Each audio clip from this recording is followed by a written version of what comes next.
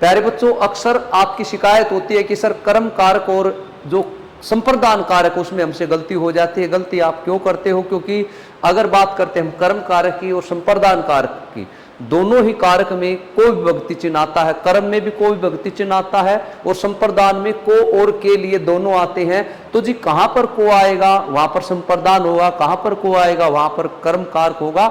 आज इसी को लेके बेटे ये वीडियो मैं बना रहा हूं। इस वीडियो को अगर आप अंत तक देखेंगे तो बेटे कारक, इन दोनों कारक में आपसे गलती नहीं होगी। देखिएगा प्यारे बच्चों, अब प्रॉब्लम क्या होती है हमारे साथ कि भाई जो कर्म कारक है उसमें भी कोई विभक्ति चिन्ह आता है और संप्रदान कारक है उसमें भी कोई विभक्ति चिन्ह आता है। और के लिए ये दो विभक्ति चिन्ह संप्रदान कारक में आते हैं और अकेला कोई विभक्ति चिन्ह कर्म कारक में आता है।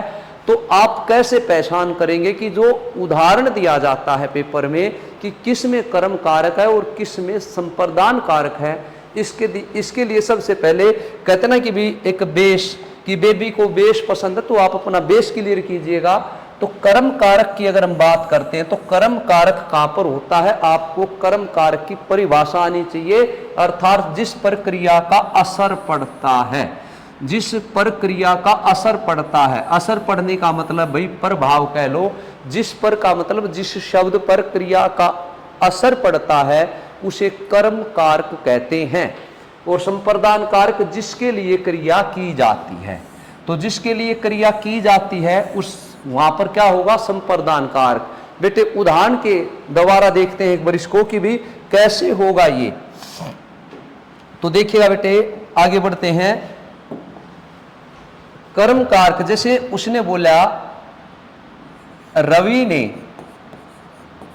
ने कुत्ते को मारा। तो प्यारे बच्चों ध्यान से देखिएगा, ये है को विभक्ति चिन्ह। तो रवि ने कुत्ते को मारा, ये रवि है और ये कुत्ता है। रवि ने कुत्ते को मारा, मारना क्या है? क्रिया।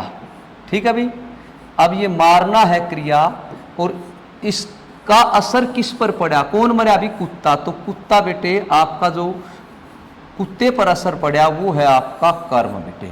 रवि है कर्ता। एक बार फिर देखिएगा, अगर हम करते हैं कि भाई एक जग विदित उदाहरण है और वो उदाहरण क्या है कि भाई राम ने रावण को मारा। राम ने रावण को मारा। तो बेटे यहां पर जो मारा है वो है क्रिया। इसका असर किस पर पड़ा बेटे? राम पर पड़ा या रावण पर बेटे? तो रावण पर पड़ा, तो रावण है कर्म भाई। ठीक है बेटे, तो जिस पर क्रिया का असर पड़ता है वो कर्म कारक होता है। कहते हैं ना मेरे कर्मों में। अब जैसे देखिएगा, अब आते हैं संप्रदान पे। अगर हम संप्रदान की बात करते हैं तो बेटा संप्रदान क्या कहता है? एक बार जरा देखिए, भिखारी को भिक्षा दे दो। भिखारी को भिक्षा दे दो। तो देखिए प्यारे बच्चे है क्या? ये दे दो क्या है? क्रिया। ये क्रिया किसके लिए हुई? क्रिया किसके लिए हुई बेटा? भिखारी के लिए। तो ये भिखारी को, ये है संप्रदान। प्रदान का मतलब देना। तो बेटे जिसके लिए क्रिया की जाती है वहां पर संप्रदान कारक है। अब प्यारे बच्चों अगर आपसे पूछ लेता है कि इसमें भिक्षा क्या है, तो बेटे भिखारी को क्या मिला? अर्थात भिखारी के कर्मों में क्या था? भिक्षा। तो प्यारे बच्चों ये जो भिक्षा है, भिक्षा अगर पूछ लिया जाता तो भिक्षा इसमें कर्म कारक है। इस चीज का हमें ध्यान रखना है, क्योंकि कर्म कारक, कर्ता कारक और अधिकरण कारक बिना विभक्ति चिन्ह भी आते हैं। एक बार फिर देखिएगा, एक और एग्जाम्पल के तहत बेटे समझाते हैं। जैसे उसने बोला कि भाई पति ने